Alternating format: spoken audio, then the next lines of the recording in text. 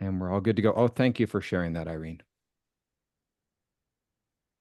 Okay, thank you so much. And thank you for all the returning and new faces.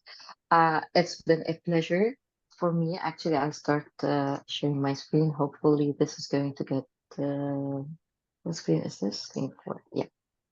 I told you last time that I have four screens running in front of me, so it's a little bit of a challenge finding where things are.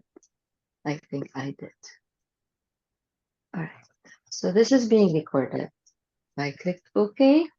And welcome everybody to this third and final session of our Threading and Deeper Learning series. Um, so what we are going to do right now is that we are going to revisit a little bit of what we've done before, just like to bring everything together, right? So what we have done, the title of our session today is, of course, deeper learning, weaving and deeper learning through reflexivity. But before we dive into this session, we are going to talk a little bit about the previous sessions, and it seems that I'm clicking way too fast. I'm trying to find my buttons here. Something has happened with my view. Okay. Yeah. Okay. Here we go. So before we start diving into our session of today, which is weaving reflexivity, weaving and reflexivity. We are going to talk about every session a little bit so that everybody is on the same page. I'm talking a little bit more than the previous sessions today, just because I want to bring everything together. So if you only watched the recording of the previous sessions, things might seem a little bit disconnected, but this is just to give you a feel of how I wove my tapestry from separate threads, but when they came all together, they came into this very beautiful piece of art.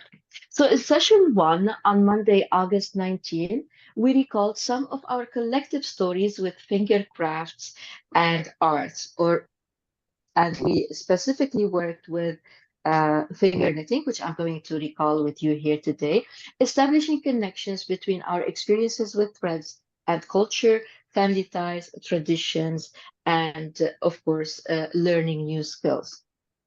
So if we want a little bit of a quick review of how we did that, we gave the example of finger knitting because we don't need anything other than a piece of thread and our four fingers. So the way we do it, like it's showing here in the picture, we go over and under, and some people call it finger weaving, right? So when we look at it, it's one finger yes, one finger no, and we go back and forth.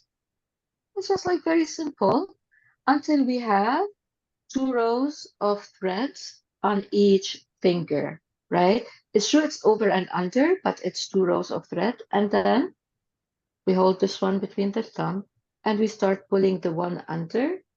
We take it all the way to the back of the finger until we have one and the second Rima, could and we the see third. you? Because I wasn't there at the previous sessions. Could you unshare the screen and we can see your hand a little bit better? Oh, I thought I wasn't sharing. Okay, I'll do it. I'll unshare. Um, For some reason, I cannot find this. Yes, stop share. Here we go. So I'm going to do it again for Yep. everybody. Thank you.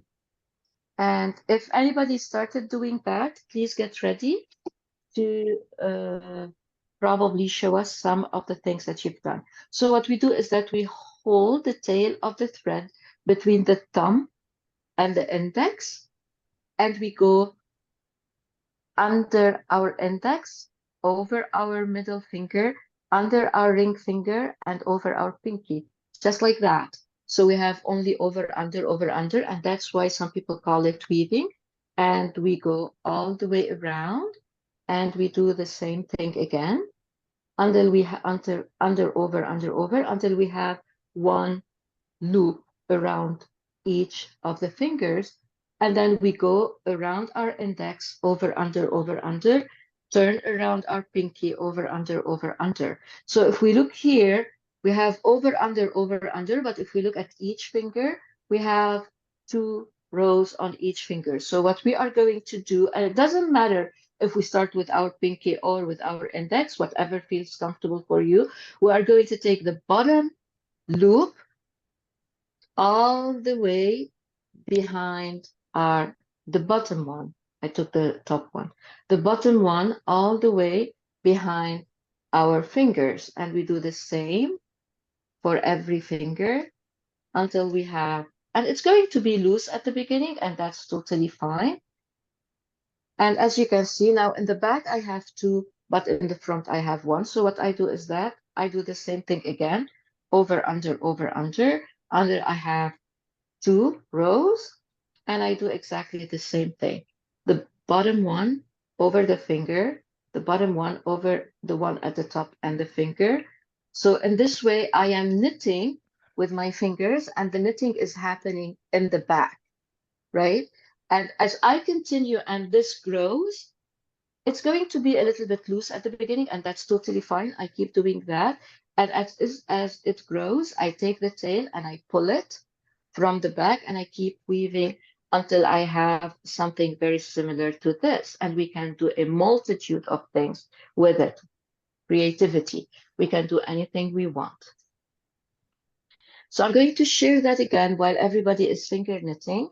And last time I did one finger knitting in which I made a loop like this. And I held it with one finger, and that is the index of my left hand. And I started pulling the loops. So it's not working. I think I use this thread a lot. Here we go. And then I take the loop from the inside and I pull from one side or the other, interchanging until I have, and last time I made a bookmark of this as well. And here I'm knitting with only 2 fingers. And these are activities actually for crafts and arts in some schools. Even kindergarteners do that. I learned this one from my mom, and the other one, the one that I'm teaching you right now, from YouTube. Okay, and I continue to do that, and it can become anything I want, like a bookmark. I did it last time. So while some of us are still engaging in some of these, before I start sharing my screen, anybody did any piece of knitting, weaving, crocheting they want to share with the group before we continue?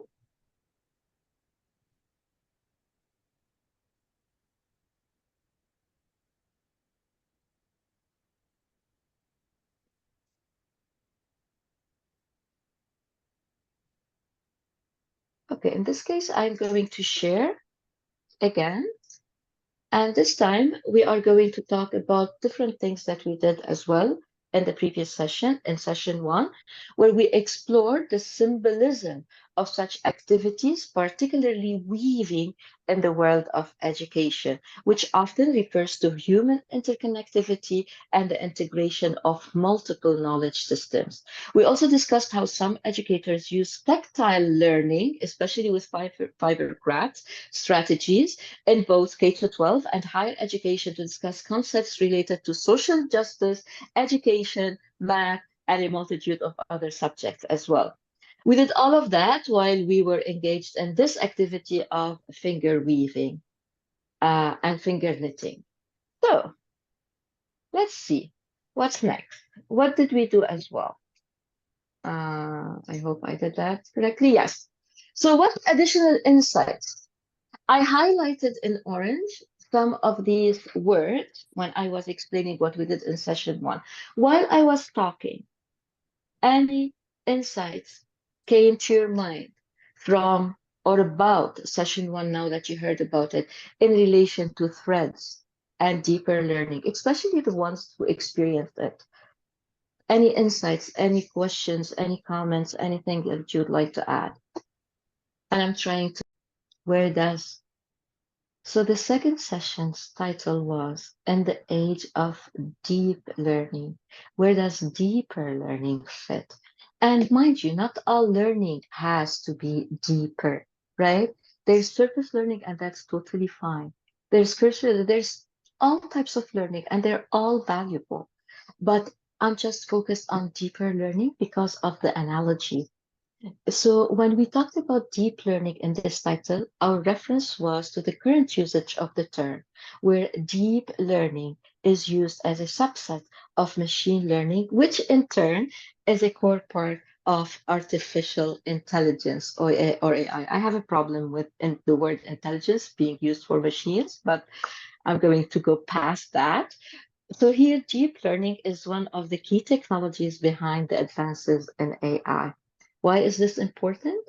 It's important because AI is rapidly permeating the educational landscape and challenging the way we interact with each other and with knowledge construction and sharing. And that is a positive thing, of course. But at the same time, it creates a paradox. The more we use AI in education, the more crucial it becomes to maintain the human element in education. And you know what? Tactile learning through fiber crafts and arts, like using threads in the educational landscape, has the potential of bringing humanity back into the fabric of education. It also has the potential of opening pathways to deeper learning. And what is deeper learning in this case? In the previous session, we also discussed deeper learning as an umbrella term that encompasses approaches to deep learning in education before the term was stolen by the computer people or the computer world. It also, that is before, like the 2000s, right? Mid 2000s. It also includes the competencies or both the skills and the knowledge that enable 21st century students to do well in school, at work, and in civic life.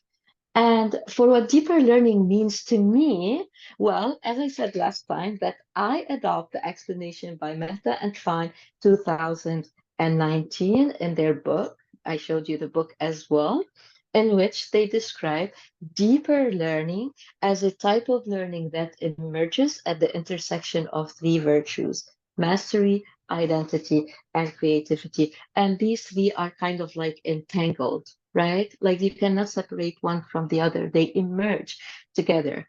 In other words, instead of confining knowledge and creativity to the cognitive domain, deeper learning considers them as integrated with the interpersonal and intrapersonal knowledge systems. And another description for this, that instead of being a linear process or being a hierarchy, which understand how this can be done in education.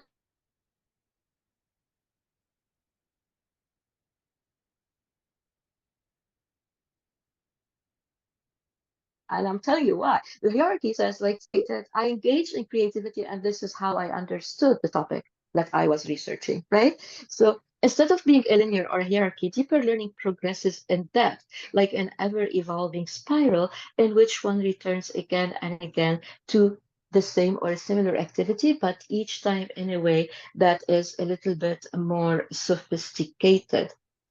And I'm not talking theory here, because this is a concept, as I told you, that I experienced and I understood and I grasped and I expressed in a very tangible and creative way while weaving my actual tapestry.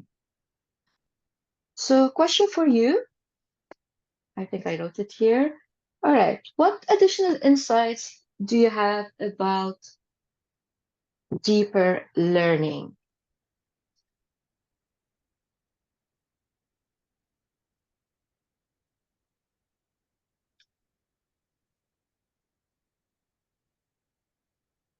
Or questions or comments?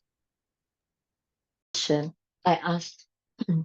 Just I was yeah. trying to avoid the discussions, but go Yeah, ahead. thank you so much. My fault. Yeah, so no worries. So if you noticed in the question, I asked about an activity that you or the other person, in this case, you both gave examples of your kids, started not knowing or afraid of do something. And the reason for asking not knowing is because, as I said in the previous sessions and right now, earlier today, that I decided to weave this tapestry without having any clue about tapestry making, nothing at all, zero. I can't even, I don't know how it's made. I don't know anything of the language. I don't know that it requires a loom, nothing. And like the Christina's son and like many people, I turned to YouTube for help.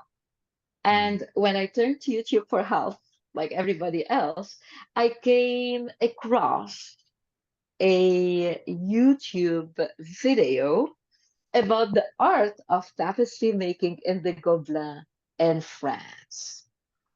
And while watching and trying to grasp what's happening in this video, I was completely mesmerized by the image of this weaver that you see here, as she was moving her hands in slow motion, recreating the art of the original painter with her colorful threads, 1 millimeter at a time.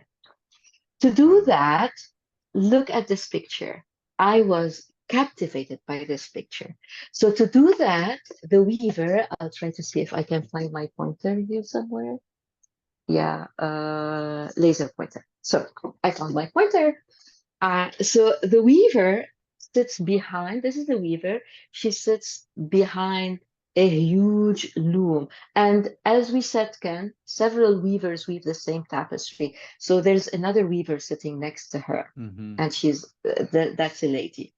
So they sit behind the loom, they are facing the back of the tapestry. And behind them, right here, this is the original art of the artist hanging behind them. And in front of the tapestry, there is a mirror. So the mirror is placed in front of the loom, as you can see here. And I really watched that video several times, and I found myself identifying with this weaver. First of all, because she was investing a part of herself for several years to bring the painter's artwork to life with her threads. But not only because of that, I was identifying with this weaver because from time to time, she would occasionally look between the warped threads to see the front of the tapestry reflected in the mirror. So the way the mirror is positioned, it shows her a reflection of the tapestry front, perfectly aligned with the area that she's weaving and the artwork behind her. But in the process, the weaver catches a glance of herself as she keeps adjusting the layer and the areas that she's weaving. And boom, reflexivity is the word that came immediately to my mind as I watched this over and over again, especially when she was looking through the wall clips. Like if you can find it, it's on YouTube. It's called The Art of Tapestry Weaving. But what does that mean, actually? What does that mean? What does the word reflexivity? As I told you last time, I struggled a lot. Like for years, I was trying to identify what deeper learning means when I was researching it. Years, really, it took like 3 years of my life trying to understand what I shared with you right now. It seems easy, but it took a lot of effort. The same goes with reflexivity. What does it mean? And how does it compare to reflection? If it's the same, it's different, what is it? And here I have actually, I think I already prepared a whiteboard and we can just like engage in doing that. And let's see, I'm going to try and share it. So is the whiteboard here? Yeah, I found my whiteboard. So it seems that if I share, yeah, can you all see it? So if you go to the left, you can grab a text or a note and write what you understand of reflection and reflexivity. It could be the same, it could be different. I'm going to start by saying it's a thinking, it's a way of thinking.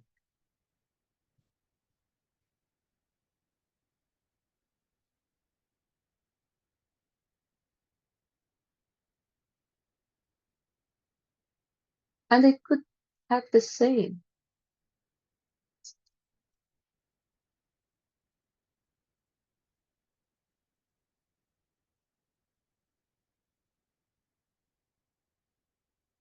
And I'll give you a second to reflect on the word as well.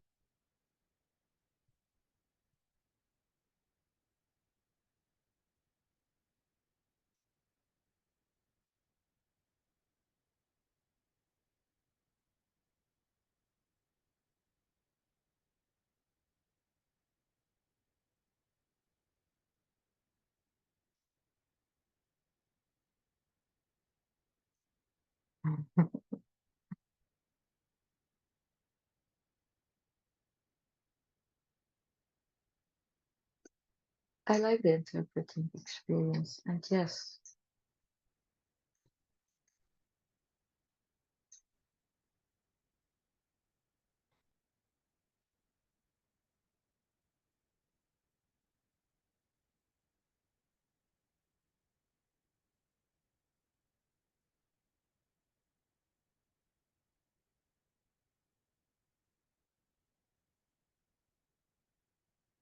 this is totally anonymous. So I'm going to read what's here if somebody cannot read it. So for reflection, people wrote way of thinking about our past actions or thinking back. Somebody wrote interpreting experience, but experience that has happened, probably. And I'm just trying to minimize my screen a little bit so that I can see what's written on the other side. Seeing an image of self, probably, maybe, inspired by this reflecting on reflection, like meta-reflection. Process focus, not just reflecting on the output, but reflecting on the process of reaching the output. Okay. Reflecting on our own thinking, and this feels like reflection. So it's a type of feedback. Yeah. Thinking back and forward at the same time. Yeah. That's why we say reflection on action, reflection and action, like all these types.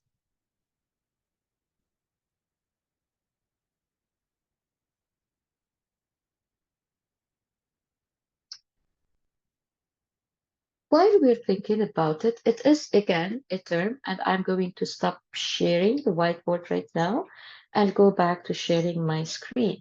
So while we are reflecting on it, I want to share with you that first of all, no two like scholars have different definitions for the same terms. And what I say when I say the ones that I adopt, it's because they resonated with me. And one idea about reflexivity that resonated with me, it was shared by Dr. Alan Lyle and some of her writings, especially the one that she republished in 2023. I have a personal connection with Dr. Lyle, first of all as a scholar, then later on she was my master's teacher, she was my committee, she was on the dissertation committee, and now I report to her. So simply put, and that's how she said, reflection is after and individual, reflexivity is ongoing and relational. She succinctly puts that in those words, right? So what does this ring a bell to anybody?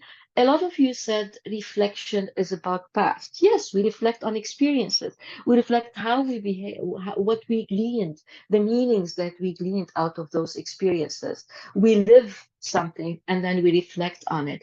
But reflexivity is ongoing. It's always ongoing, and it is also relational, it's in relation. Another concept that resonates deeply with me is critical reflexivity. So Anne Cunliffe republished an older article in 2016 in which she outlines three aspects of critical reflexivity. Yes, they need to do it in the moment while they're teaching all the time in relation to praxis. And that's why I love Cunliffe's definition of critical reflexivity. So Cunliffe says critical reflexivity outlines three aspects. It addresses three issues. The first one is existential. I ask, and I encourage my students to ask these questions. Who am I? And what kind of a person am I becoming, or do I want to be? It's relational. How do I relate to others and the world around me? And it's about praxis. So it's not only about the experience, it is to inform future actions and praxis. How do my past actions inform my future possibilities? So just keep these in mind: existential, relational, and praxis. So how do these questions guide us in our practice and growth as educators and learners? To do that, I'm going to talk about three things. The first one is relational. And I'm trying to bring everything together, and you'll see the big picture right now. As I said, probably it was a little bit disjointed in the first two sessions, but it gave us time to think about separate things, but now we're bringing them together exactly in the way that I brought things in my tapestry. I told you I didn't know how to do it. I wanted to give up. Several times I said, I learned what I wanted to learn out of it, but I kept going and going until I almost finished what I called my unfinished tapestry. Remember, reflexivity is what? Ongoing, right? And this, I was experiencing it. So when I reached the top, I left my tapestry unfinished, and I wrote I burned the wood of the needle that I was using here. I burned, and the journey continues with a little heart at the back. I'm still thinking of the relational aspect of it. What did I do? I even enacted that relational aspect. Look here, you see only a part of my tapestry that is up to here. But what I did is that I continued weaving from the continuous work, little tiny pieces of woven tapestries that represented uh, ideas or insights that I gleaned from people who walked this journey with me, who walked this path with me. You see what I'm holding in my hand? I'm holding the scissors because I cut out these pieces and I gifted them to the people who walked this path with me as a token of appreciation. It was not only relational. Now every person who has a piece, somehow they have a connection to this and connection to each other. I can tell you who each of these pieces went to. My committee, I remember each one of them, like this one that represents deeper learning, which is the spiral. I gave it to my supervisor. This one represents interaction. I gave it to one of my committee members. And this one here that represents reflexivity, actually I wove this piece of it and I gifted it to Dr. Ellen Ryan because she inspired me a lot with her thoughts about reflexivity. And this is how I enacted the relational aspect of this reflexivity. We said it's also to inspire practice and future actions.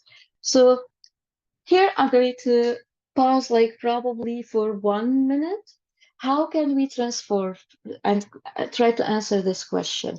We know what practice is. It's the integration of theory and practice. I talked a lot of theory and I talked a little bit of embodying a metaphor, but how does it inform our practice and our teachings, students, learning? So how can we transform reflexive thinking into meaningful actions and ongoing improvement so that we get sucked in that ever-evolving spiral in our professional practice and in our classroom? And I could see that Maha stepped one step ahead and she said, this is what teachers need to do in the moment while they're teaching all the time.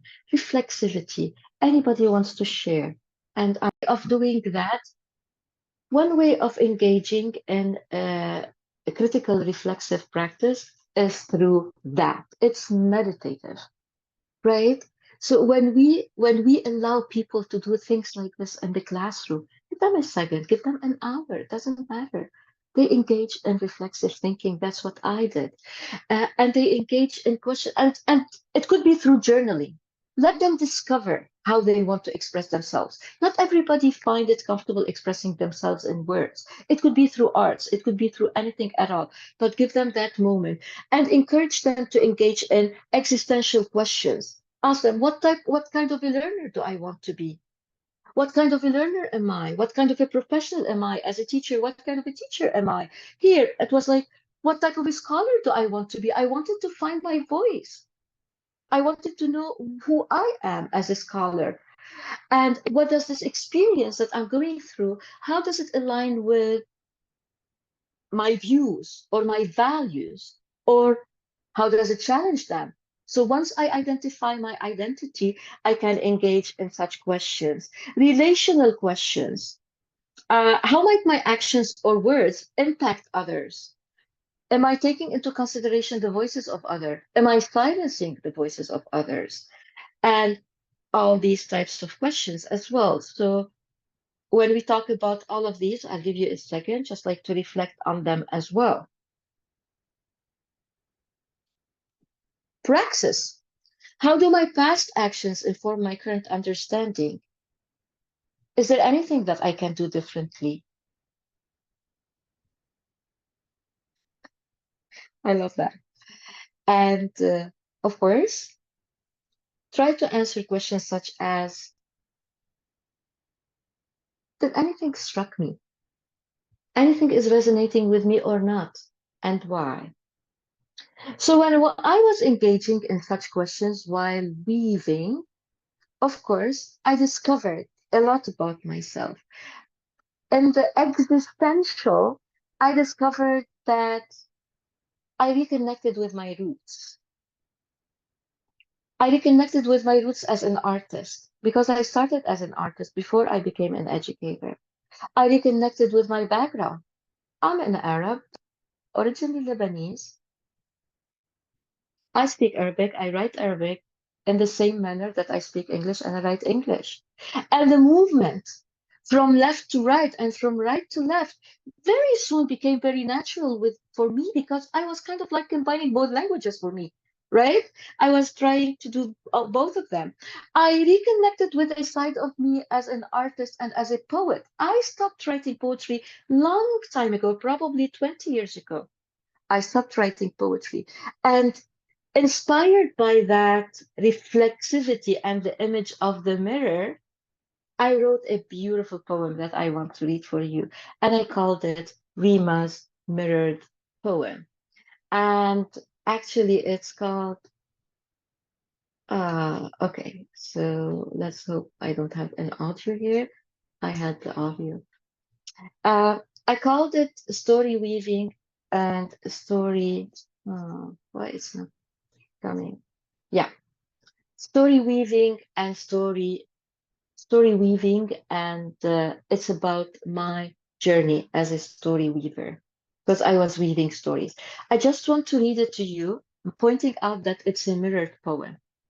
So it hinges in the middle. So I'm reading the same lines from top to bottom, then from bottom to top, but I wrote them again because I changed the punctuation. And this is how creative I became, right? Like it's connected to my identity, a level of mastery, and I started being creative not only in weaving, in all areas. And I'm going to read that for you right now. Ready? Steady? While I'm reading, I want you to look at the video which documented parts of my weaving.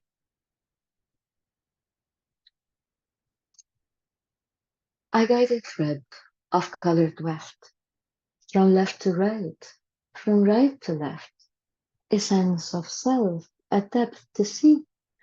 I wonder if there'll ever be a tale to tell, a work of art from my head, hand, and heart. With every strand, a symphony of stories sang in harmony. A creation comes alive when I struggle to survive. I weave a yarn that never ends. But when I struggle to survive, a creation comes alive of stories sang in harmony. With every strand, a symphony from my head, hand, and heart. A tale to tell, a work of art. I wonder if there'll ever be a sense of self, a depth to see, from left to right, from right to left. I guide a thread of colored weft. And this is not the end, because right now I prepared a little game for you. So what was the focus of our session? Right now, if you want, we can just stop and I'll play